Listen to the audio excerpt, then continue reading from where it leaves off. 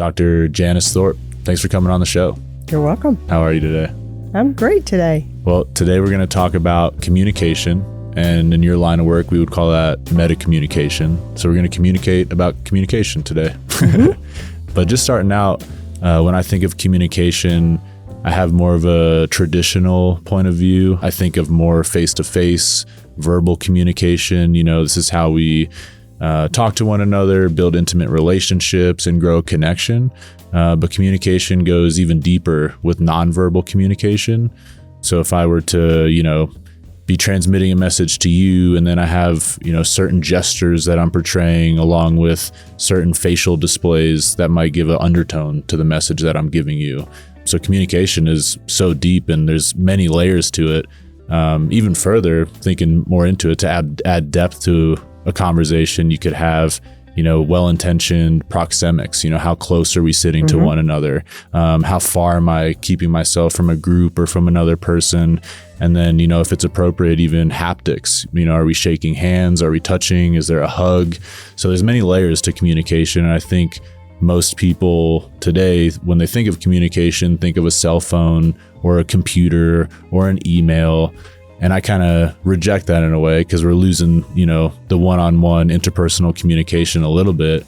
But it goes even further with, culture and industry and organizations and how their values might communicate different things to society. If a business is closed on Sunday, what are they communicating to the public? They might have a certain religious view. So communication is huge. And today we're going to get deep into it. You're an expert in the field. So based on your experience, both educational and applied in communication, how do you understand communication today? Welcome to the Vantage Point. I'm your host, Taylor Chapman.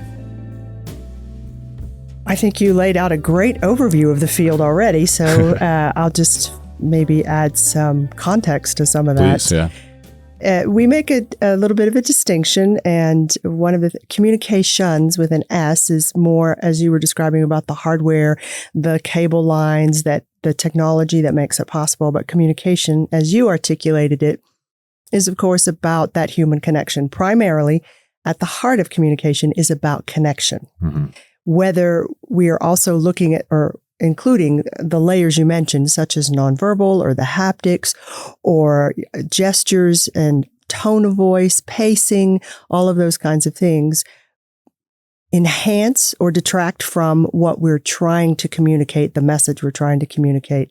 And it has been around since time immemorial, of course, and the field itself goes back to Aristotle and the philosophers and, the beginnings of human history. How did people communicate? What were they trying to communicate? And so as our society has evolved, we've added tools to sometimes improve, not necessarily improve communication. Sometimes those tools become barriers to the connection part of communication. And I think, we have to evolve in ways to use those tools or recognize that. I really appreciate the fact that communication is still based on connection, human connection, because from a psychology standpoint, there's a little bit of overlap between communication and psychology and other fields. It crosses all fields, but it's important that connection be at the basis, regardless of the methodology or the tool or the technology that we're using to communicate. It is ripe for misinterpretation, right? Because what I might think is appropriate for one situation, maybe you don't, or don't have experience with that. Culturally, you mentioned that.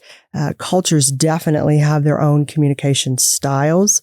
You see this in some areas when you go to different countries or when you go to different regions of the U.S., you will see different styles of communication.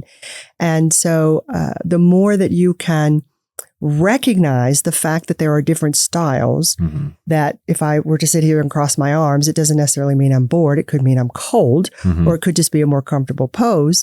The more you study at the field and you recognize that there's so much nuance, so much that could go wrong in seemingly a simple statement, I think is really the crux of becoming a good communicator. I'll give you an example. Yeah, please. When I am talking to students about organizational communication particularly, but in general, any kind of communication via email. I try to help my students remember to write your email as if it will be perceived with negative intent and read your emails with positive intent in mind, because so much is lost in the communication of the message based on the channel in which the message is being sent. Right. I'm in a hurry, so I just pop out a quick email. Someone reads it and says, gosh, they sound really mad, angry. I'm like, no, I was just in a hurry. Yeah. But you can't communicate any of that via email. If we were talking face to face, I would have some more, wait just a minute, I'm kind of in a hurry, but here's what you need to know. And now I've got to go. We'll talk later. Mm-hmm. That is a very different message than, do this on your assignment. Yeah. And so as an educator, I always try to remember that in terms of how I'm giving feedback to students, is that I need to start with the praise, then give the constructive feedback, and then end with another strength, because it's very easy, particularly students are in a vulnerable position anyway. It's very easy for them to automatically interpret it negatively as if they're wrong or it was stupid or it was dumb or any of those things. And so that to me is a very important piece of communication as an educator. Yeah, that's a great point. Because when we don't have that in-person communication, we don't have those nonverbal cues.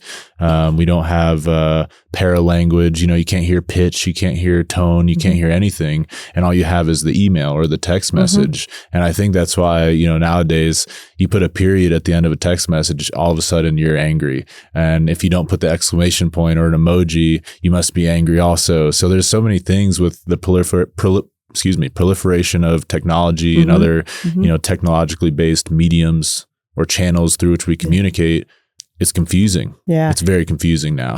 The other thing that we're seeing a little bit now as well, particularly in organizations, is differences in how, I want to say, generations communicate with each other. For sure. I was at a conference a couple of weeks ago, and we were talking, several of us of different age groups, talking about experiences where sort of a junior, not intern, but a new employee got a phone call from their boss, and immediately, because the boss called them and said, hey, you want to come to my office? I want to talk to you for a minute, thought they were in trouble because they got a phone call. For an older generation, it's like, well, that is a more courteous way to have any kind of a conversation from that perspective. One of the things that we're seeing organizationally now is that you've got in the manager, upper manager, executive level, you've got people who are a little bit older because it's taken a lot of time to get there. And so their expectations for communication are very different than someone who's 25 coming out of college. In terms of, one of the complaints I've heard from an older generation is just tell them to pick up the phone and call me or walk down the hall to my office. Don't try to send 4 or 5 emails that take 2 days to resolve a 10-minute issue. Right. But a younger person might see that as intrusive, going to take that executive's time. And so we have a little bit of a disconnect in how different age groups or in organizations are talking to each other too. And I think that's another area that is ripe for some study. So how'd you get into all this? So some of your education, you have a bachelor's in education, master's from the University of Colorado, Denver in communication, and then your PhD is in education research and measurement. Okay. So how did you kind of get into that field? So I was very young when I went to my undergrad, and I tell the story not necessarily proudly, but very young female from the South in the early 80s. And on average, you went to college in that period for 2 things, a degree and or an MRS degree. There were 2 kinds of degrees. And so, all the women I knew were teachers or, some other typically female profession. And I like teaching. I've always liked teaching, so I don't want to discount that at all. It is definitely my why. I will say that. It found me. I just wasn't necessarily ready at 18 years old, but it found me. And so that's the field I went into. And I really did enjoy it. And I loved the classes. And turned out I really liked working with other people because I got to learn. As a teacher, you're always having to keep up. And I got to learn at the same time that I was teaching other people. And then I was really interested in this concept going for my master's of instructional communication. Like, what makes a good teacher? Mm-hmm. Is there something as a teacher that I can be doing better so that my students do better? And that was the subject of the master's degree, was to really look at that communication field. And then fast forward about 25 years, I went back for a PhD. As I said to you earlier, I was the only student in there with reading glasses on. Mm-hmm. I went back for my PhD because I had a lot of questions about how can I measure if I am effective? Mm. And I wanted to have more tools in my tool set to know if I tweaked this or tweaked that, would students learn more effectively? Would their test scores be better? Would they write better? And at the time, I was really interested in online education because this was back in 2015 or something like that, when online education was just becoming a thing. Mm-hmm. And there was lots of discussion about, oh, it's terrible. It can never be as good as the classroom. It's not the same as an in-person classroom. It's a different modality, typically for a different audience. But I was really curious, do students in an in-person class do better than the ones in my online class, even though we're teaching the same thing? Mm-hmm. How do I measure the comparison of those outcomes? And so I was really interested in those measurement things to determine my own effectiveness. Mm-hmm. And so that's why I went back for a PhD. And it was so wonderful because every class I took, different types of classes, but it was like looking at online education and learner outcomes and student success from different lenses. All, circular lenses, like from this angle and this angle and that angle. Mm-hmm. And it was fundamental to what I do today, I think. Well, I'm very interested in this topic of measurement and actually assessing students' abilities to learn. So let's get into that a little bit. So you're kind of passionate about online education versus a traditional classroom model. Both are wonderful. Right. In my opinion, they typically have two different audiences. Mm-hmm. I'm not saying they're equal. They're not. Online education tends to draw more non-traditional learners who are managing and juggling families and jobs, particularly in Colorado Springs. We've got a lot of military who start here at UCCS and get deployed. And instead of having to transfer, they can go online and finish. It is typically a different cohort. Mm-hmm. When COVID hit, my son was still in college and he withdrew. We encouraged him it wasn't for him. It's not for most 18-year-olds, right. 19-year-olds. That's not necessarily what they're not going to get out of it what they also need in addition to the learning. Right. I think we learn best when we're most comfortable, Yes. of course. So if we're in a classroom and it's making us uncomfortable because we have family needs, or maybe we're a little self-conscious because we're older, whatever the reason is, we're not going to learn as well. So in that case, the model of an online curriculum might be better. But what are you seeing? Let's say you have two students, both are comfortable with retaining information and performance and things like that. I'm sure it's a very generic question for you, but what are the differences, both positive and negative, with online and a traditional classroom environment? So one of the reasons that online classes are particularly popular for older students and learners is that they have the flexibility to work at their own pace. And so it could be at 9 p.m. after they've put their children to bed or they've had dinner, and there aren't classes offered at Saturday evening at a 9 p.m. So part of it is flexibility. If you're going to take online classes, there is a lot of research that talks about how important it is that you are very good at self-discipline and time management. Often, again, why it's not necessarily good for 18 and 19-year-olds, because there are so many other diversions, activities, interesting things to do in college that take you away. And I would be the first to tell you, I had so much fun my first year in undergrad. Wow, I was lucky I was still academically eligible to be there the next semester. But I figured it out that if I wanted to continue to have that much fun, I did have to be academically eligible. So it's just a different pacing, but it does require some self-discipline and time management. If you are really good at that, then an online class would serve you well. If you need the weekly accountability, if you need that teacher saying, "Where's your homework?" in person, in a voice, instead of, the 0 on the assignment, missing assignment will review grade when submitted or something like that, then online classes might not be for you. Mm-hmm.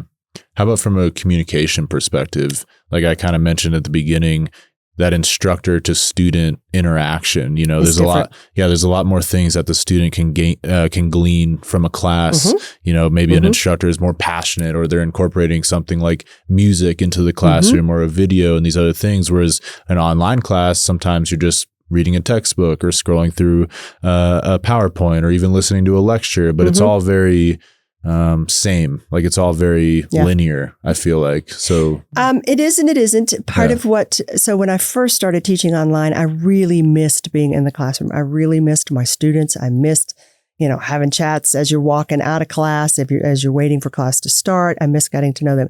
But then I realized it's really on me to be more intentional about setting up those opportunities to connect with my students. And about that time when I had that realization, I started making one-on-one mandatory meetings with my students. They have to meet with me. Every class I teach, students have to meet with me at least twice, if not more. And I am always, as are many instructors, I'm not unique. We've come a long way in what people do in online now. It's not a correspondence course. Right. You mail it in kind of thing anymore. I have a textbook because some people like to read. I also have videos. I have my own videos. I have little funny quizzes. I have lots of announcements every week, reminding them. I work very hard to make sure my feedback is very specific to what they're doing and their project.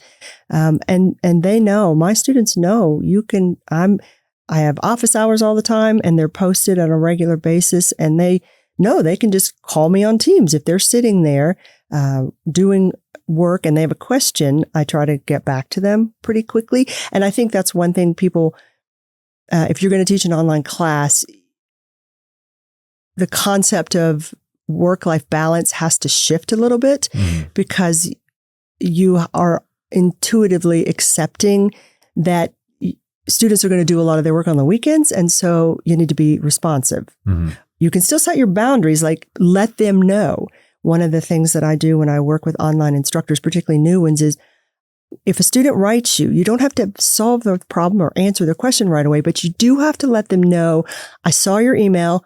I'll get to this when I get back at my desk at noon. So they can go, okay, they got it. I'm going to go over here and do something else. So it's about being respectful of their time as well as them being respectful of my time. And, when I get to it, I have at least told them you can expect an answer from me by this point or, more information. So I think it's just different. And when you realize it's not better or worse, or it's better or worse only depending on what the student really needs and how they learn, but the education is not lesser than because it's an online class. Right. So it's really kind of get what you put into it, both from the professor's standpoint and the student's standpoint. Absolutely. I've never taken an online class, so I'm a little bit biased. When I recently went back to school, as I was telling you, and I signed up on purpose for all in-person classes, because throughout my entire adult life, any kind of education I've received, I'm always asking questions. I'm always pulling the instructor aside at the end saying, hey, did I understand this right? Or can you look over this draft of my paper real quick? Like I really enjoy the interconnectedness of that relationship with my professor or instructor, whoever the master of the information is. Like I just want to pick their brain because maybe I've thought of things that aren't in the curriculum and I just want to know for me. It might not be on the test, but I respect this person and their knowledge. So I want to pull them aside and ask. So I really enjoy getting to know people too. So I think that's why I kind of geared towards in person more than online. I mean, I miss that with my students, although if I have a student more than once, I get a little bit more of that. The other side of that coin is not everybody has the flexibility or the opportunity to go back to school in person in that format, but they still want to learn something. And so in some ways, it's expanding access to, or they live in a rural area. It's expanding access to a group of learners who otherwise wouldn't have the opportunity to learn things they wanted to learn. Yeah. So they're not necessarily the same audiences. There's always going to be a need and a desire for the in-person, the experience of talking to the professor after class, picking their brain. But there's also at the same time a different learner who wants the information and wants the credential or, the learning opportunity. And so how do we make that happen? And it's also a workforce development issue because I know in our College of Nursing, and for our College of Education, there are people out in Calhan or out in rural areas or in Southern Colorado who want to upskill their nursing credentials, or they want to be a para in a K-12 educational classroom, but they can't come from, south of Pueblo or Trinidad to class to get that in order to go do the job they want to do. And so online education offers more access to that kind of group that typically hasn't had as much access to it. Right. Yeah, that's a great point. I know you do a lot of research. What does research within communication look like? So when I think of research, I think of like chemistry and double-blind studies and all these things that are usually science or psychology based. But what does research in communication look like? Well, you ask the same question that a lot of my grad students ask, because that's one of the classes I'm teaching right now is the Intro to Graduate Research Methods. And they get a little worried, like, and that's what you do think of as laboratories and experiments. But communication comes in studying communication comes in a lot of forms. Anytime, if you work in PR or if you work for a company and those little surveys we get after everything for customer satisfaction, that's communication research right there, because they're trying to get information about their audience, about that person's experience with their product or their company, so that they can go and improve their customer service, change their branding, create better Instagram posts, meet their audience where they are. And so there's all kinds of forms of communication, like organizational, interpersonal, and instructional and nonverbal. Research about communication is equally broad. One of the classes that we teach at UCCS now is called crisis communication. And it's all about, how do you handle a crisis? Do you own it? How do you talk about it without scaring people, but making sure they're informed?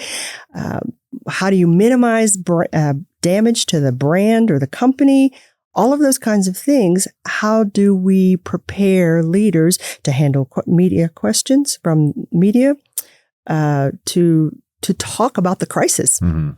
And I have actually in this class, in past semesters, I've had students who worked for nonprofit organizations.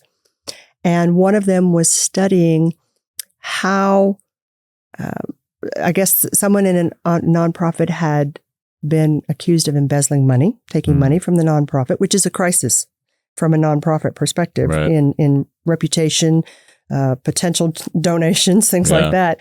So she was studying the employees in that organization to get their feelings about how that crisis was handled and what they could do better. And so that's communication research. And then there's interpersonal research in general about one of the studies that maybe you've seen done in psychology, because it crosses a line a little bit here, are people who are in a relationship, romantic partners. Is there any relationship to satisfaction in that relationship and the number of text messages exchanged on a daily basis between people who don't exchange any versus exchange a lot? I see. So that's communication research. It really, if you are curious, when I first introduced this idea of research to this class, I tell them, you do research all the time. Dating is research. You are researching what you like, what you don't like, where your red flags are, what your red lines are, how they're treating you, comparing your relationship to other people. That's communication research. So have you done a lot of formal research that might be interesting? Interesting, probably to me. So when my most formal research was, of course, my dissertation, which was about online classes and student outcomes. And one of the things we know is that what we call the DFW rate, the D or the F grade or withdrawal, DFW, is higher for students in online classes.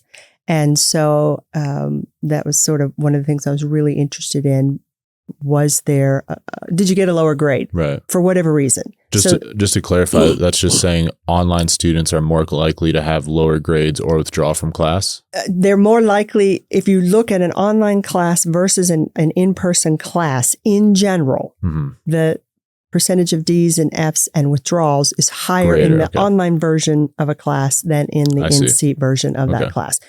But that is not necessarily related to the student. So don't confuse that with causation. There might be a correlation, but it's not causation. Because there could be so many other factors that the person took the online class in the first place that caused them to have to drop out or not be able to really focus on their studies. Right. So it's not for lack of intellect, for example, that online classes draw that. I've had some fantastically brilliant students. And so we have to be careful about what kind of conclusion we draw from that data. There's more variables in an online setting than in an in-person. Variables we don't even know about because we're not on the other side of that camera all the time. So that's one piece of research. I also do a lot of research because one of the focus areas I've always looked at is public speaking in general. And now, particularly after COVID, everything was Zoom and recorded. And so what's the difference there? If we teach a class online, and we do have an online public speaking class, how does that prepare or not prepare students to go and actually speak in a room in front of real live people? How does it transfer? Does it transfer? Is there something, we can teach them the content. We can still teach all of those pieces the same, how to prepare a good presentation, how to prepare really good visual aids. And we can have them present on Zoom or Teams and record, and we can have live presentations in a small group. How well are they prepared to actually step in a classroom and do the same thing? So that transferability of that skill is one I've been really interested in. We do know that people in online public speaking classes tend to come into the class with higher, what we call apprehension scores than students in an in-person class. In some cases, just in my studies, that's not a universal statement. And so just things like that, trying to measure what we can so that we can tweak what we do to see if we get better results. Yeah, and improve. That's the point of any research, Why do you think there's such a fear around public speaking? Judgment. Just judgment. People, if you are standing in front of a room, you are opening yourself, and particularly in this age of social media, you are opening yourself up to who knows what. Right. So it's a very vulnerable position, very vulnerable. And you're going to start talking about your thoughts and your ideas. That's another, people, whether we like it or not, people are concerned about how they look. And then you're going to pour out your thoughts about something. And then there's a whole nother layer of potential criticism there. So it's a really vulnerable position. And so part of what we have to teach is to students to recognize no one has your outline. So if you forget something, they're not going to know. Right. You're the one who did the research and the homework on this presentation, not them. And to this day, 30 some years later, I have never seen a student throw up. And I've never had an audience where they weren't on the side of the speaker. Like, they want you to do a good job. Right. They're in your corner because they're going to be up there next. Yeah. I think that's a great way to say it. If you're giving a presentation, you most likely know more about the subject than 95% of the people in the room. So in that situation, you're kind of the subject matter expert, and people are there to listen and glean information. And if you do make a mistake, I think everyone in the audience thinks that they would also make a mistake. And the fact that you're in front of them kind of puts you on this pedestal already where you are more admirable. And so any mistakes are kind of negated anyways because they're understood. Mistakes are inevitable, and mistakes in speaking, you drop your notes, just, so many crazy things. Trip on the stage, sneeze, cough, whatever it is. But in our research in human nature, people don't remember the mistake. They remember your reaction to it. If you're like, oh, sorry about that, I'll get my act together in a minute, and you move on, nobody's going to remember it after that's done. Right. If you freak out, Lose your composure.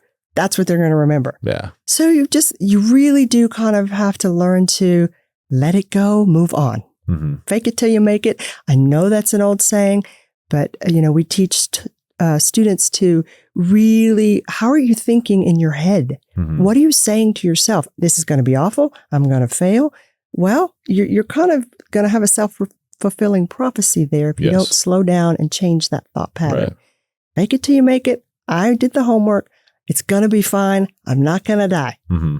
They're not going to throw things at me. Mm-hmm. How do you make recommendations on rehearsing for a presentation? Thinking memorizing versus creating a skeleton or an outline. What's kind of your advice on that? So it depends on the situation. If you're in front of news cameras and things like that, and this is going to be recorded, or you really have to get the wording right, it's okay to go from sort of a mini script so that you say certain things. If you have statistics, for example, that you're citing, you want to get those right. You don't want to misspeak about that. If you are giving a presentation about a subject you know very well, then you just want to use your notes, because what makes presentations engaging are your stories that provide examples and illustrations of the point you're trying to make. So if you know your points, students typically are worried about not having enough to say because they're worried about forgetting things. And so they'll usually put in too much content and run long. Mm-hmm. And so getting them to put in less content and then try to speak extemporaneously is a little challenging because that's also scary. I want the crutch of my notes. But what I see when I teach, I'm about to grade a set of what we call narrated PowerPoint presentations, video recorded, because that's a skill in the workforce. Is if you're going into human resources or training, you have a lot of those recorded training videos. And so knowing how to do that and the technology is pretty important. And inevitably, they have written the whole thing out in a script and they're reading it. Right. And a reading voice is very different than a speaking voice. A reading voice is monotonous and not very engaging. Right.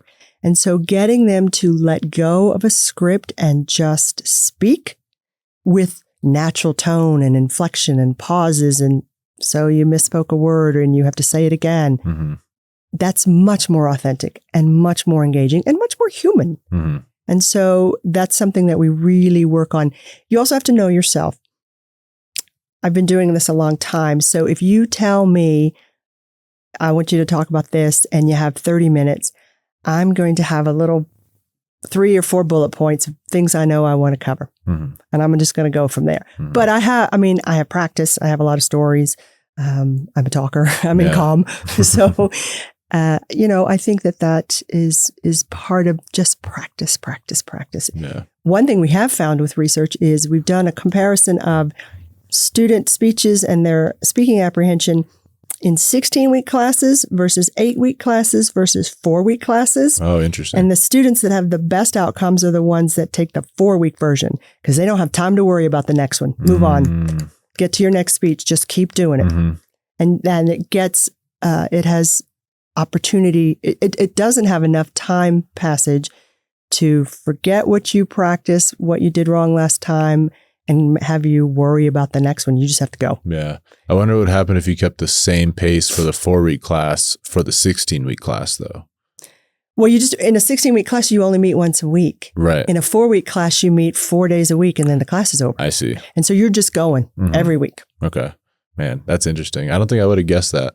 But I guess it depends how much work you would do in your spare time in a 16-week class. Yeah. You have other classes, you have other things to prepare for. Let's talk about AI. I know it's something you're passionate about. I've talked about it a little bit before, but just from a professor and a communication standpoint, how is AI starting to squeak its way into higher education in all aspects, good, bad, in the middle, everything? It is a major disruptor. For sure. A major disruptor. Where do you want to start? So there are lots of thoughts about AI, about its potential, about its threats, about the concerns, about what it's doing to higher ed, what it's doing to society. if we're just talking about education, I think it has enormous potential with appropriate guardrails. As with most things in life, it's a yes and. Right. I myself, as an educator with a lot of experience in the field, find it fascinating. I'm not saying that there aren't parts of it that don't concern me greatly. In general, I find it fascinating. I have used it quite a bit to do a lot of different things. I won't say that it has saved me any time, but it has certainly made my work better. I've done better work in the same amount of time than I would have before. Yeah. In terms of how we're teaching students, here's the analogy I use. If you're going to set out to be in a weightlifting competition and you go to the gym and you have a spotter, you got that person behind you putting, helping you get it, lift the bar, putting a little finger on it, removing or adding weights as you are ready for the next level, right? If you aren't the person who actually lifts the weights, did you do any strengthening of your muscles? And so if you're a student and you're letting AI lift the weight for you, you're not learning anything. Right. And the brain is a muscle, just like anything else. For sure. If you look at the whole other end, and I don't know a whole lot of research about this, but this is my guess. If you look at the other end of life, when we start talking about dementia, one of the things they say will help stave off dementia and Alzheimer's is to continue to be curious and keep your mind active. Absolutely. Right? So if we already know that for the end of life potential issues, and we're looking at AI and what it can or cannot do early in life when we're teaching our students, why wouldn't the same muscular use it or lose it concept apply? It does, for sure. In my opinion, it does. Yeah, me too. So the challenge is, how do we get students to use the AI when the AI is appropriate, but make sure that they are exercising the muscle of the brain so that they can use the AI intelligently? Yeah. And you don't get to use the AI intelligently. So AI can be your tutor, but it can't be your teacher. Yeah.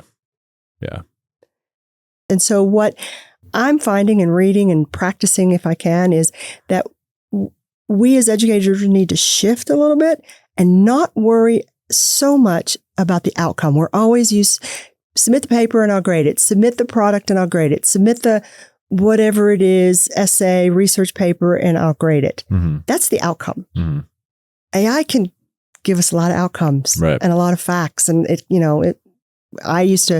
homeschooled my kids for a couple of years, and we would try to get them to memorize their multiplication tables, just using the brain.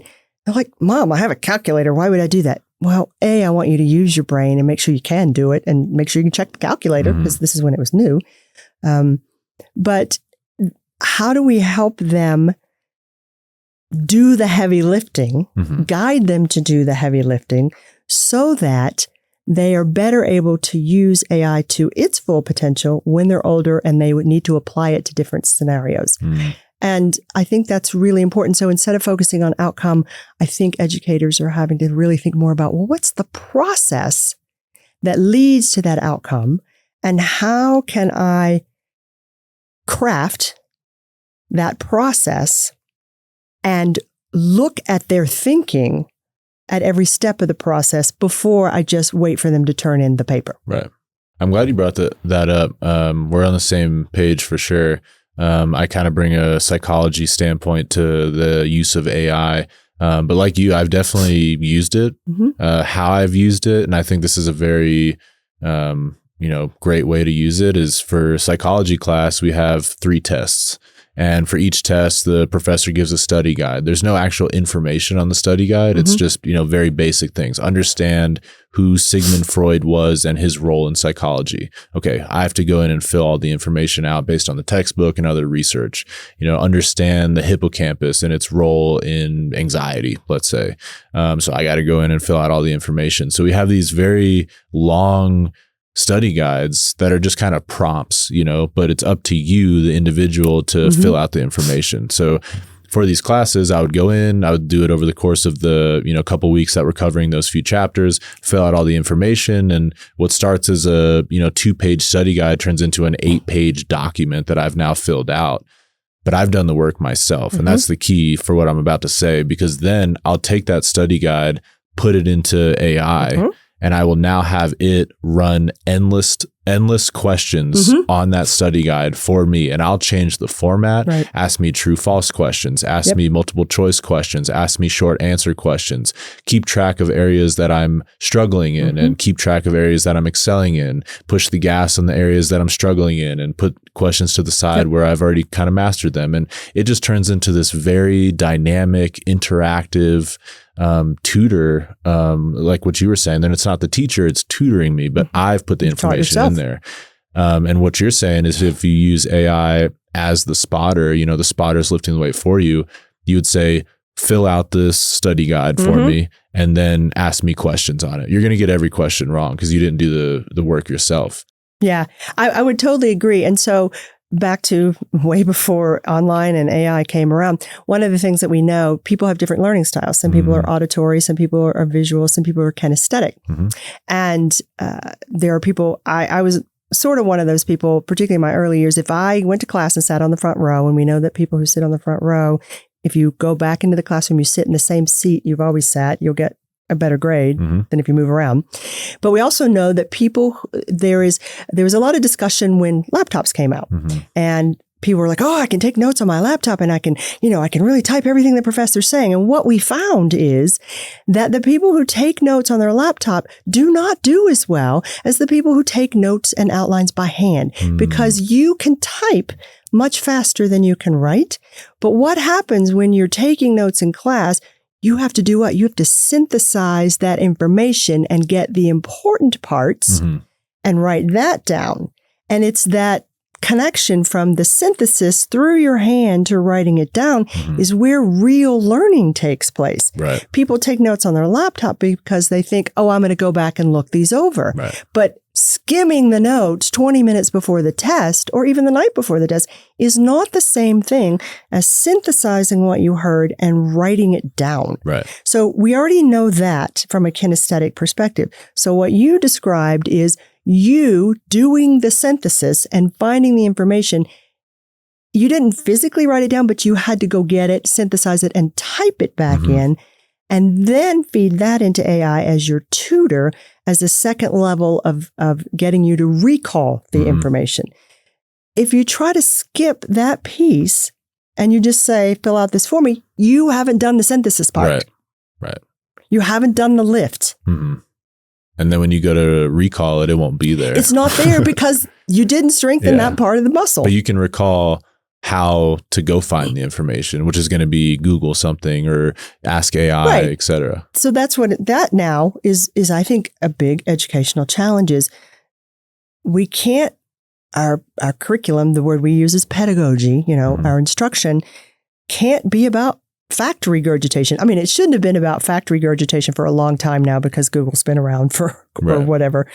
Search engines have done a lot of this. So now we're really being forced to look at this concept of, all right, where is our value added? What are we bringing to the classroom that is uniquely only at this point available by educators or from educators in higher ed, in K-12, in whatever it is. Right. Because kids are going to use the tools. I use the tool all the time. Yeah.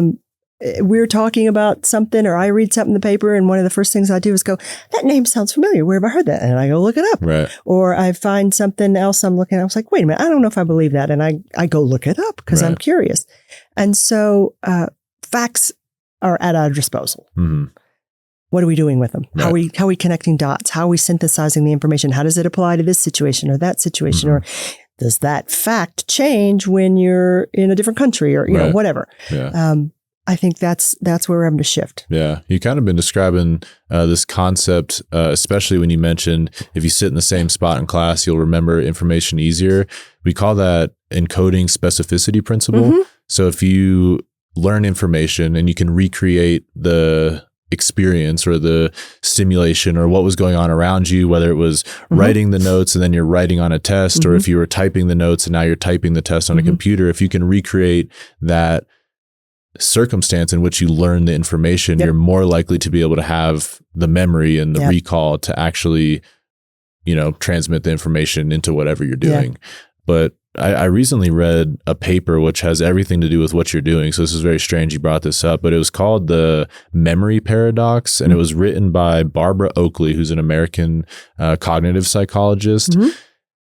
It's about an 80-page paper. It's very long, but summarizing it, she essentially suggests that this entire paper is a neuroscience-based explanation for a recent reversal of the Flynn effect. Are you familiar with the Flynn effect? So the Flynn effect is a huge ongoing research project founded by James Flynn. He was just a psychologist in the time when this started, 1930s.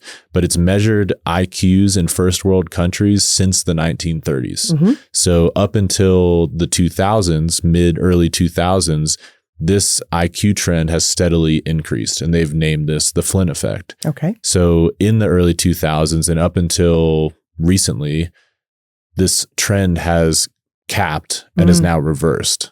So now into 2020 and 2025, right around this proliferation of AI and all these other memory aids, we've seen the Flynn effect, or just the upward trend of human IQs, now fall.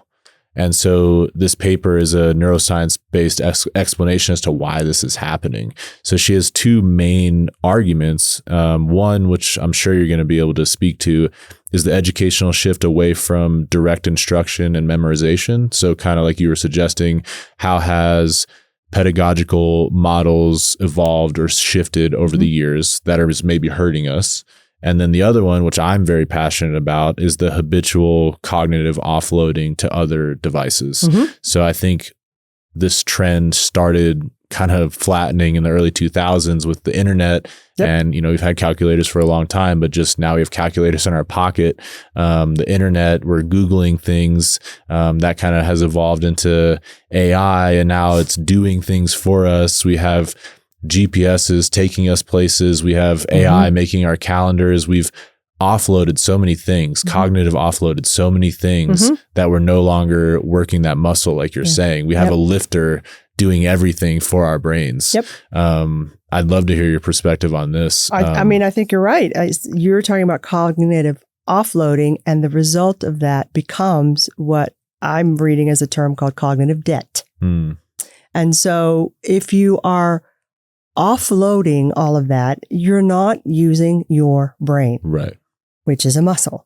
And we know what happens to muscles when you don't use them. They get flabby. Yeah, they atrophy. They atrophy. And it is hard to explain that to maybe someone in later high school.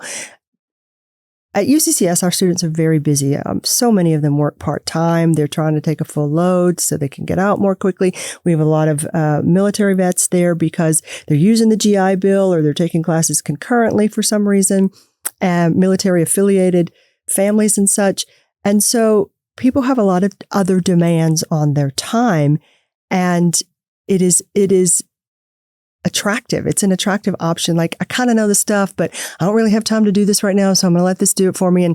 And I'll skim over the paper. But what we are losing, and I will say, it's not like I'm, this purist here. Sometimes I will I can't even think about this email right now. Just help me write this. I have the benefit though of 30, 40, whatever years in education, having done the heavy lifting. I know that I need to keep my own brain strong, or it will atrophy as easily as anybody else's. But when you are 18 years old, and so take anything you want to do. Let's say you're going to give a presentation. And as of yet, you can have a little avatar, but it's really, AI can't be you and stand up there. Maybe we'll get to holograms and all Star Trek-y at some point. But it's coming for sure. It's coming, I'm sure. But for now, you are the one that has to deliver the speech. So we have the comm field has a little few more years before we have to worry about some of those things. But if you don't think about your target audience, you have a subject you want to talk about. And I see this with students. I know you're passionate about this subject, and that's fine. You can talk about it, but who are you talking to? What level do you need to talk to this group of people about that? And the example I often give is, think that you work for a retirement planning firm and you have to give a presentation. And how would your presentation look different if you're talking to 25-year-olds versus 45-year-olds versus 60 years old? What is going to be different about what you say and how you say it? Mm-hmm. And if you don't know that you need to even think about an audience and you don't do some thinking about the audience, chances are that your message is going to be lost if it's a disconnect between who you wrote it for and who's listening. Mm. And so as an educator, the other thing that we miss in in-person classes, and particularly, we miss from online classes, is reading a room. If you're a really good teacher, one of the reasons and the things I really miss about teaching in person is I can look at the sea of faces and I can see someone going, huh? I am totally lost. I can't see that online. Right. And because I can't see it, I can't reach out to that student and say, all right, who has questions? I know you have questions. Mary, what are you thinking? Even I'm not calling Mary out for having a question or looking confused. I'm just saying, Mary, what are you thinking? Right. Because I can see the tenor of the room. AI can't do that. AI is not invested in your success. AI, isn't really going to feel good or bad if you get an A or a C or a D or not be able to pull it together for the final because you didn't do the heavy lifting. Mm-hmm. So it's really important that we think about these things about how we are using the tools we have, but encouraging students in their own best interest to do the heavy lifting, to help them understand when you get into the workplace, maybe they're not going to have the same tools you've used. Maybe they're going to require you to give your thoughts in a meeting, and you're not going to be able to type the question into AI while you're sitting right there. Right. How, I've heard like some jokes already because I recently went back to school later in life, mid-30s, and talking to some of my friends, they're like, oh, I went to college back when you actually had to write your own papers. Mm-hmm. And I think that's a funny joke because, I don't know. I see the importance in doing the work, like we're saying here. So how do we communicate to maybe younger generations who don't share that motive to do the work and build that cognitive muscle? Because to them, it might just be about the easy A. And then they get through college and they got a 4.0 and woo, look at me. But over those 4 years, 6 years, whatever it may be, they may have actually cognitively deteriorated a little bit or a lot of it, depending on how much, they use their spotter. Right. So you bring up a good point. I don't know how you teach motivation. I can be passionate. I can be energetic. I can be, I can be, try to make classes exciting and engaging and things like that, even online ones. But I think that at the end of the day, you have to figure out your why. Why are you there? If you're there just to get the grade, and look, there were classes where chemistry way back when, it's like, could I just pass this class? That's all I really care about. Just let me pass. And I had to kind of let that go. That wasn't my thing. That it was never going to be my why. But then again, at the end of the day, you've got to figure out, and we see this a little bit, you come in as a freshman and it's a freshman. And when I was particularly teaching in person, that's one of the things in our department, most of our heavy tech oriented classes, online classes, we don't recommend them for freshmen because there's just so much you have to manage as you're coming in as a freshman that has really nothing to do with academics. It's not probably the best use for them, but you can always ask the instructor for permission. A freshman could be someone who's been in the military for 15 years, who's been very motivated and knows exactly what they want, and they'll be fine in class. So I think it's just a matter of continuing to help them realize and understand the connection to their career and why it's important that they do some heavy lifting. That one of the things we're doing a lot more and encouraging is people are bringing back the blue book. That is, What is that? Blue Book is, I have my Blue Books from my master's degree many gazillion years ago, where you had an essay question and you had to write it all. This is before computers and laptops. Okay, so I'm really dating myself. You had to write it all by hand. And it would the answer took 4 pages in this book. And there were 3 questions. And that was your final exam. And you turned in the Blue Book. So you had to write it down. No notes, no nothing. I love that. No we should nothing. go back to that. Well, yeah, some of Here your I am with other my notebook. professors. They're like, I'm very old school. If you had turned in that, it just has a little blue cover on it. Oh, okay. It's something like that. Yeah. So that's the Blue Book. And now with typewriters, they can use AI and they can just copy and paste. Although most educators who have some experience with AI, we can kind of get a sense. I don't use any of the AI. Did my student use AI for this paper spotter? Because they're not very accurate. They're often invalid. I don't use that. But I've done this enough and I've taught long enough that I get a sense of, wait, that's not your writing. Right. You would never use the word, parent, some weird words. Like, pretty sure you don't know what that word means. Right. That's not your writing. And it's within this like very complex, deep level or layered sentence. Yeah, that's not your writing. And then, so there's some spots there that we see, but oral presentations, filming the oral presentation, because then you're getting a lot of skills coming out. They have to stand up there, recall, and make a coherent argument or answer the question or whatever it is. Yeah. And you can set it so that it's timed, so they can't go get a script and write a script and then come back, which means they really have to know it. Yeah. So there are some ways to really try to bring some of that back, to force the reluctant ones to exercise their brain and to really use their brain. Yeah. It's interesting because one of my classes, it's called a digital communication technology. And just last week, they met in small groups, online, synchronous, recorded conversation, not the flat discussion board. Those are a little outdated. So that they could talk to and learn from and build on each other and have some engagement in class. Right. And the question was all about this. There was a podcast with an NPR reporter from the New York Times that I have them listen to. And I asked them some questions about this. And one of the things the reporter did was an experiment. The reporter turned over her entire set of decisions for the entire week to AI and was comparing the different AIs, like what should I eat? Which route should I walk to work? What should I wear? Just everything. How should I handle this? Everything. And at that time, it has changed. At that time, the only AI tool that sort of pushed back and said, do you think that's a good idea? Was Claude. And now if you've not heard of Claude, it's a sort of an AI writing tool. It's a pretty good one. That has become more common, some of those guardrails. People have begun, we're starting to see a lot of the data about people who've committed suicide as the result of their conversations with AI and things like that, which is really scary. Yeah. Really scary.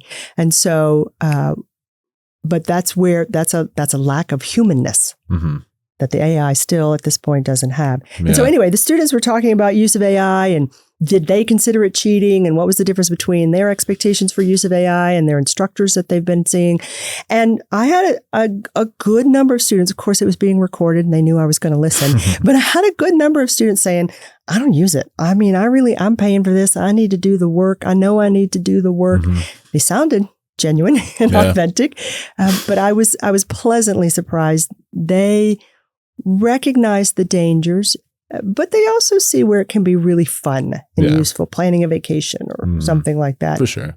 So, yeah, you said like you don't know how to teach motivation. It definitely comes down to extrinsic and intrinsic motivation. Yep. Extrinsic would be the A, the degree, etc. But the intrinsic and extrinsic motivation is fleeting as far as I'm concerned. There's always going to be a reason to do something externally, but internally, if the motivation is to better yourself, become more intelligent, to constantly be better than you were yesterday, smarter than you were yesterday, that's the real motivation. Oh, yeah. I don't know how we teach that. That's something that has to be internally found. I think that especially, I mean, I have 2 kids, especially I had my son who he told us in 3rd grade, he worked very hard to be average.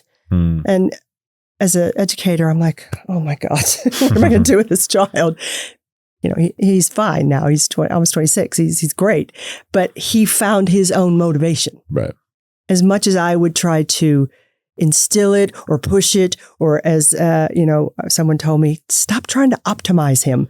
I was like, well, he's going to have to optimize himself. Mm-hmm. I think sometimes it finds you. For some of us, it's much later than for others. Yeah. But I think if you are open to improvement, and maybe some days you are, maybe some days you aren't.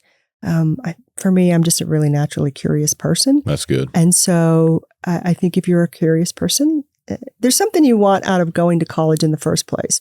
And for me, particularly as that very young freshman, I wasn't motivated by school, but I was having a lot of fun. So I was motivated to stay in school so I could keep having fun. So, it comes in all forms. Right. Yeah.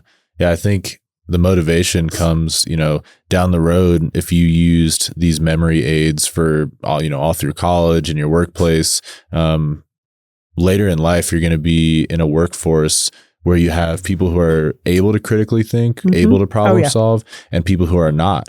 And that should be the endless, IV of motivation to excel. Because I think more than ever, I actually recently, so I use ChatGPT for a lot of things, most of which is bettering me. So I talked about how I use it to, digest study guides and ask me literally endless questions until I have everything memorized. I use it for a lot of health things. I have a family history of heart disease. So it outlines my diet. I put my labs into it. So it's tracking trends in my blood pressure and my hemoglobin and my cholesterol, testosterone, everything. Yep. So I use it for a lot of good things.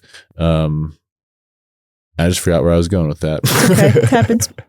But the whole point is guardrails. You had mentioned guardrails. So you have people using it for good, for bad. Should guardrails be put into place to help the people who are using it for bad improve? Or why do you think guardrails should be put in place? Or do you think there should be guardrails at all? I think there should be guardrails. Okay. Because we have this kind of road being paved, and right now it just kind of seems like the road is at the top of a cliff and we're just on this spine, and you can kind of fall off anywhere into the dark side of AI. It's pretty chaotic. Yeah, for sure. So what kind of guardrails, and who should enforce them more importantly? Well, I think it's pretty chaotic right now. AI is changing faster than we can keep up, particularly higher ed. Higher ed, as I've said some before, it kind of moves at the pace of the Titanic, and we don't see the iceberg until we're on it sometimes. I feel like that's sort of almost where we are now.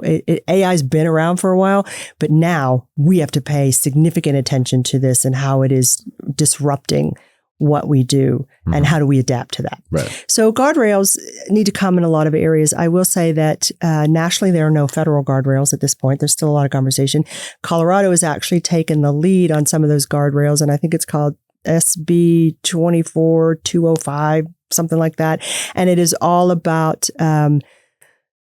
transparency, corporations and people who might use AI for decision making of any form, like enrollment or hiring or any of those kinds of things. They have to be transparent about how they're using it and minimizing risk. And you could look SB 24205 up to get the whole thing. But Colorado was one of the first states to set some sort of broad guardrails for AI developers and AI users, and higher ed is one of those. For example, if we are in any way using AI for enrollment decisions, we have to make that transparent and explain that, how the AI is functioning, what database it was trained on, those kinds of things. For any of the tools that we use at UCCS, and these are more institutional guidelines now that the CU system is now talking about and the campuses are all talking about. So we've got all these layers. We've got no federal, but we've got some states that have come out. And then in my world, we've got institutional CU system rules, and then we've got specific campus rules, and then instructors have their own rules. And so the challenge is making sure those are aligned, with what we call pedagogical flexibility, academic freedom. And so they're not contradicting one another. And that's still all in development. But we're working on it and trying to make sure we're aligned, because we don't want to confuse the student. And one of the things I did also here in these recent discussions I was listening to is They go into one class and the instructor says, absolutely not. Don't touch it. You're cheating. You may not use it. And they come into my class or some other class. And I am telling them in their assignment, I want you to use AI to help you plan the timeline for your project so you don't miss steps and you're not late on your deadline. Consider this your mini project management planning exercise and share your AI conversation with me.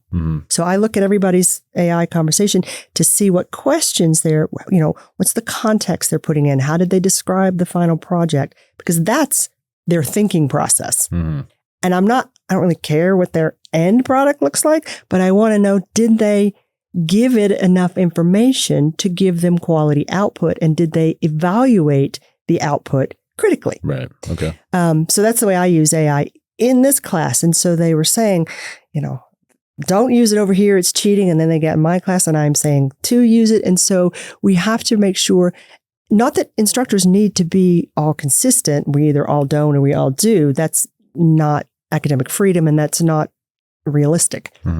But we do have to help students realize that there are places where AI is appropriate and places where it isn't.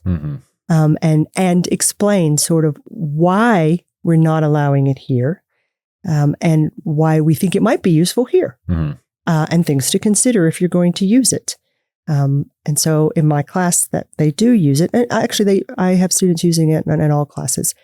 In the comm field, for example, public relations, if everyone is using AI, so you need to know how to use it intelligently without disclosing any private protected information. My daughter works in the medical field, and she must only do things within the company's internal AI database because there's like trade secrets you don't want to put out there. And so, those pieces are really important about what the policy is, why it's good to use here, or how it can be used, being transparent about the reasoning process if you're using any AI for any kind of decision making.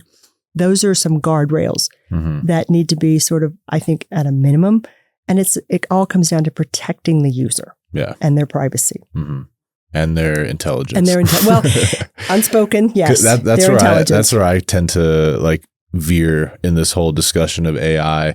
I'm like, if we don't put some, and I'm not really one for more regulation. I think people are generally, they want to be autonomous. If you're familiar with self-determination theory, we want to be autonomous. We want to be competent. We need a sense of belonging. So I kind of want people to experience that. But with AI, I think we'll lose both our autonomy and our competency if we lean on AI too heavily. So the guardrails aren't there to necessarily keep people safe. While it will keep people safe, it's more like you need to keep thinking. You need to keep doing the work yourself. You need to keep, cognitively functioning. You need to keep the blood flow going to your brain. You need to keep that muscle growing.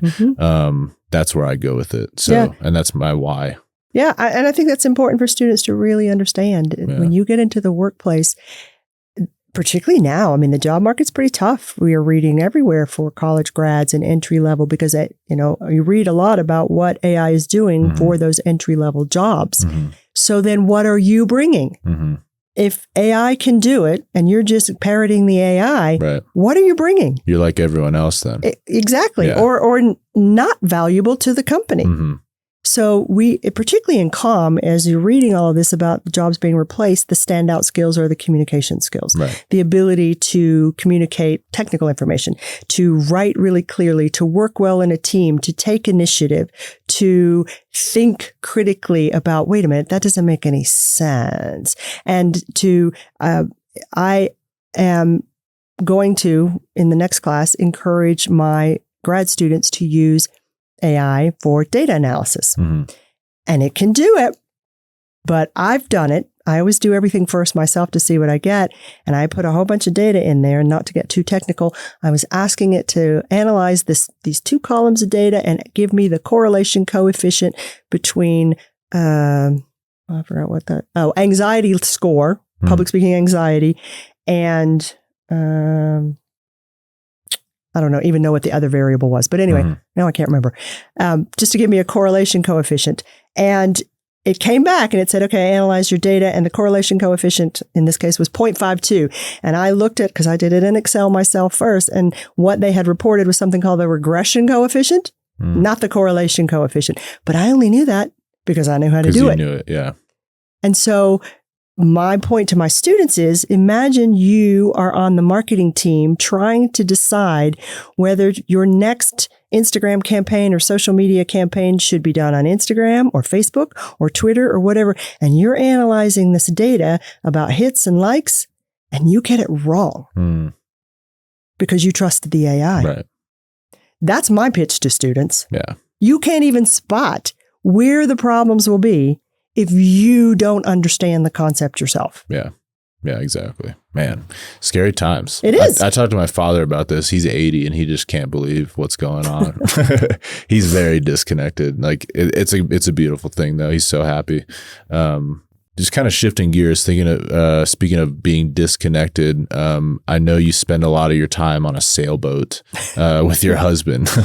And I want to bring this up because I just think right now, more than ever, it is extremely important to disconnect from technology and the buzz of everything that's going on more often than we are. For Thanksgiving, I spent it out with family on our family farm, and I shut my phone off for 5 days straight. It was very uncomfortable for like the first 2 days, but when it came to day 5, I was so refreshed. I didn't even want to turn it on. I had so many emails. I had so many text messages. It was just like, I had this like very weird feeling of like, none of this actually matters. Like for the last 5 days, I've spent invaluable time with family, with friends, doing work with my hands, cleaning, cooking, and just engaging with life, with nature in general. And I just think it's really important to disconnect. So maybe talk a little bit about your time on a sailboat and how the disconnectedness of it has been kind of like a healing aspect to the buzz of modern day. So this is probably not a good time to say I have Starlink on the boat. Oh, okay. Well, you're still out there. You know what I mean? So no, but you still disconnect. I'd imagine you're not on your sailboat scrolling on TikTok for 8 hours a day. Oh, good. Great. No, I'm not. I don't do anything on TikTok. Good. Anything. So yes, we live part-time on a sailboat. We are very lucky to be able to do this. This is our third boat. The first one we had way back early in our marriage, and we did everything wrong, very expensively. But, we learned a lot doing everything wrong.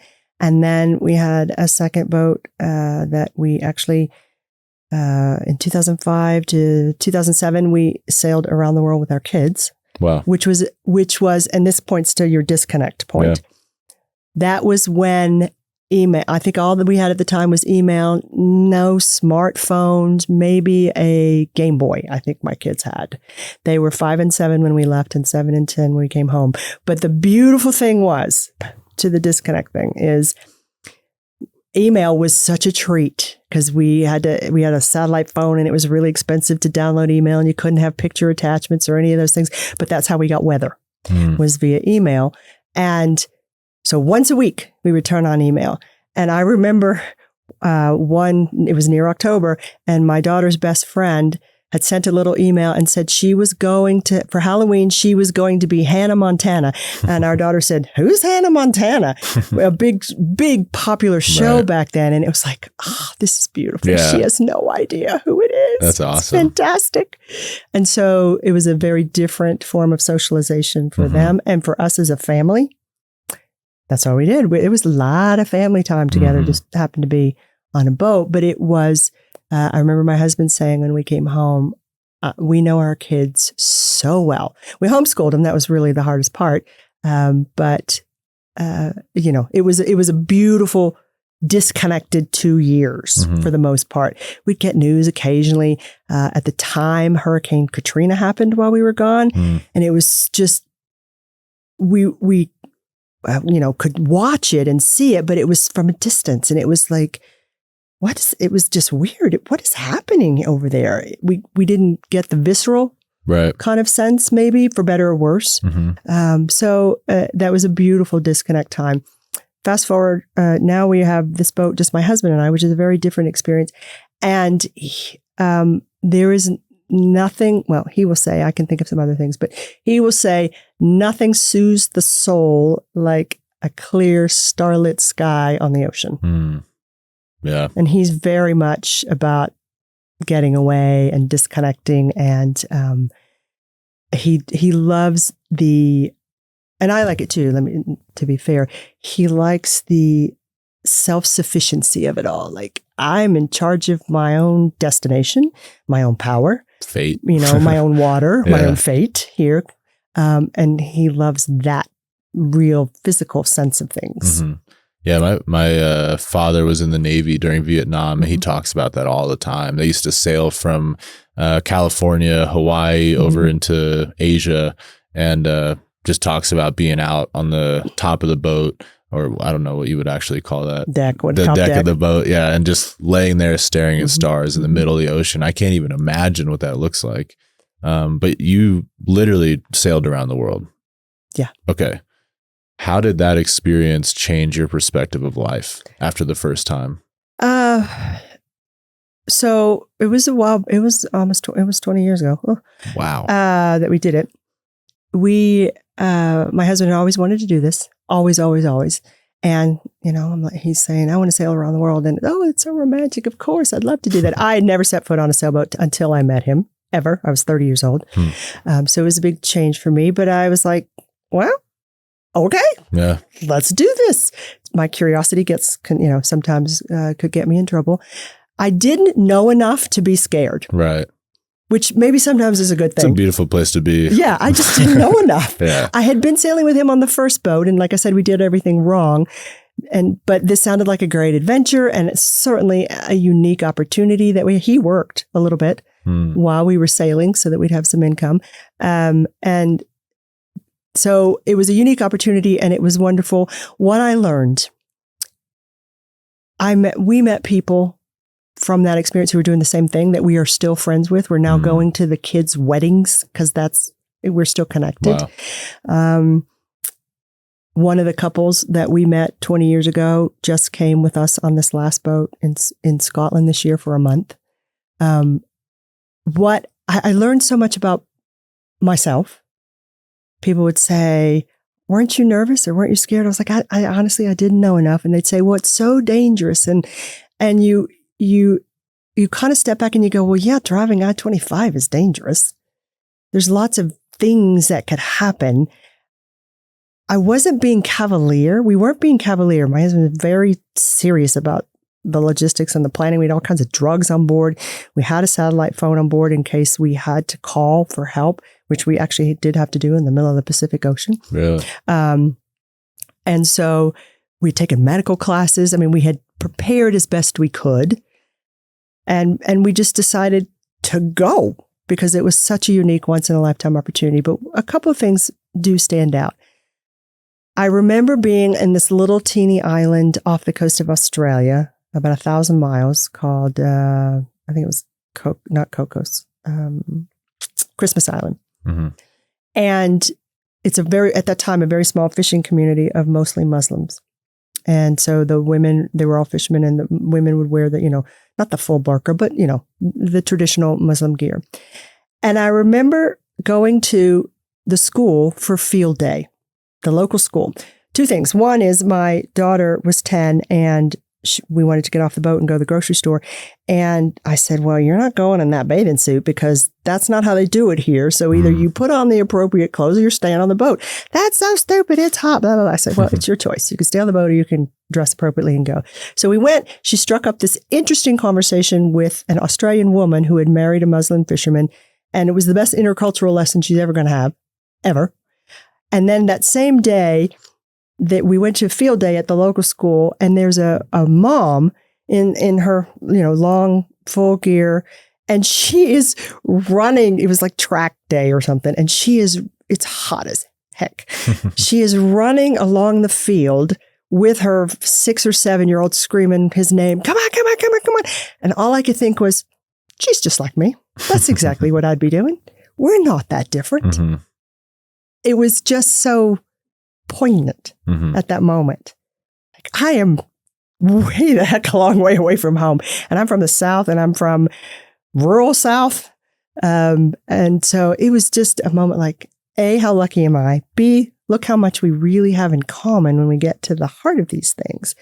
And what an opportunity it was. It was a magical moment in time that did change us as a family. Yeah. Definitely changed us as a family. I'd imagine also you have a more accurate perspective of how huge this planet is. Because when I've traveled all over the world too, but I'm always there within 10 hours, 12 hours on a plane.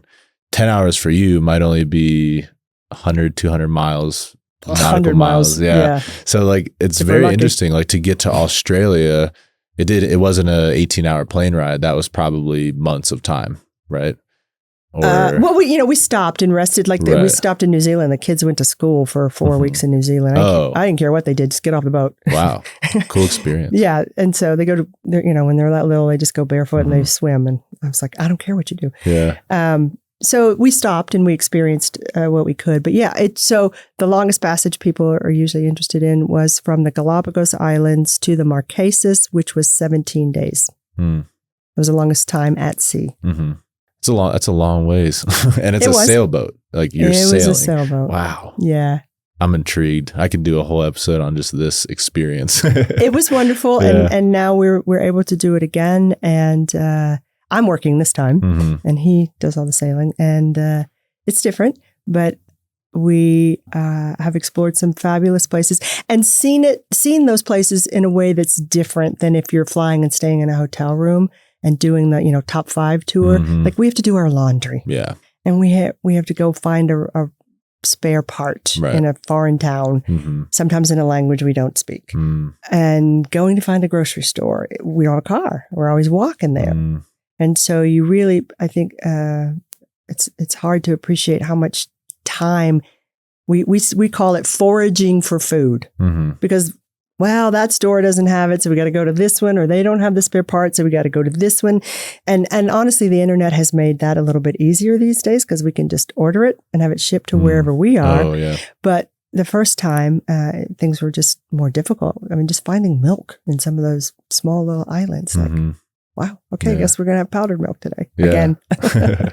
Just, it makes you appreciate things. It makes you really, really appreciate things like a washing machine. I laugh. My favorite thing to do when we come home now is just do laundry. Yeah. Because it's right there. And I just push the button. Yeah. And I'm not hauling it anywhere in the baking hot sun. And then maybe like ordering DoorDash is even more valuable. We don't order DoorDash. No. I don't either. But Domino's is okay. Yeah, just go get the pizza. Man. The fact that we can go to a grocery store and we can get everything we need and drive home is pretty magical. Yeah. I think traveling is so important, and even putting yourself in a situation where you have to struggle a little bit in a foreign country, you learn so much about yourself. And when you come back to a first world country like America, where we can literally have anything from anywhere within 8 hours on our front doorstep, putting yourself in a place where that doesn't exist, it's a whole new lens. And I can't even really explain. It's something that you have to experience for yourself. I spent a lot of time in Afghanistan and even in Ukraine, specifically in Afghanistan. We were just on a small little base. And I mean, the luxuries of life were completely gone. I was there for 9 months, was my longest stint. And coming home, man, I appreciated just feeling the lawn, because there was no green anything over there except like way high in the mountains. But man, so cool. What's your favorite country you've been to? Oh, that's hard to say. Is it's hard to say. So they're all unique and different and wonderful for their own reasons. If you were to ask what was the most beautiful being by my definition, lush, green, typical tropical thing, it would be Tahiti, Marquesas area, for sure. Bora Bora. Beautiful, very expensive. Fiji's also pretty close. If you were to ask me, did you ever think of moving to any of those countries? It would be New Zealand. Just loved their attitude. They're pretty isolated, so they're having a brain drain problem because they all want to go to Australia or London or something, the young people particularly. But for a family at that time, stores were closed on Sunday, not for necessarily religious reasons, but that was family time. That you're just not supposed to be shopping. You be with your family and do outdoorsy family things. It's a very practical country. They're very direct, which I really liked. Very just interesting. they had a slogan. They said to us, in America, you all live to work. We just work to live. Mm-hmm. It's 5:00. We're done. Yeah. We're shutting down because, and they still sort of had a more traditional, this was 20 years ago, sense of family life. So we loved it. We actually called immigration in New Zealand. Like, what does it take to live here? Could we be avocado farmers? Like, what do we need to do? Yeah. If you talk about most intriguing, diverse, stimulating, in our experience, it was South Africa. Mm. And that's partly because my husband is from Johannesburg. Mm-hmm. And he had a little bit of family still left there. And so we got to see it in a different manner to some degree. We got to see places that, if you fly to South Africa, you're probably going on a safari, or you're going to Cape Town, maybe Joburg, but not some of the places in between. That country was just so spectacularly beautiful. And so, they have 11 or 12 a line from each national language in their anthem, and the different tribes have their own issues. And then they've got the history of that country and I had read a lot about it knowing we were going there, is just a fascinating country. I just thought it was magical. I'll put that on my list. We travel a lot. I was telling you before, I went to Italy, Austria, and Germany over the summer in August before I started school. Hiked all over the Dolomite mountain range. That was a beautiful area. This winter, we're going to El Salvador.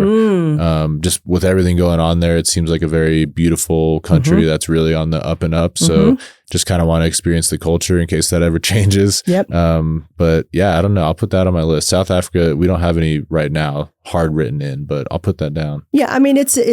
It's going through some troubles. Definitely got some troubles there, and it was not in the greatest shape 20 years ago, but it's such an amazing, amazing country. So I really enjoyed that. In the most recent trip, all the countries they're just different. It's just really, we were in, this time in Northern Europe. And so, up the coast of Portugal, which was beautiful, never been there.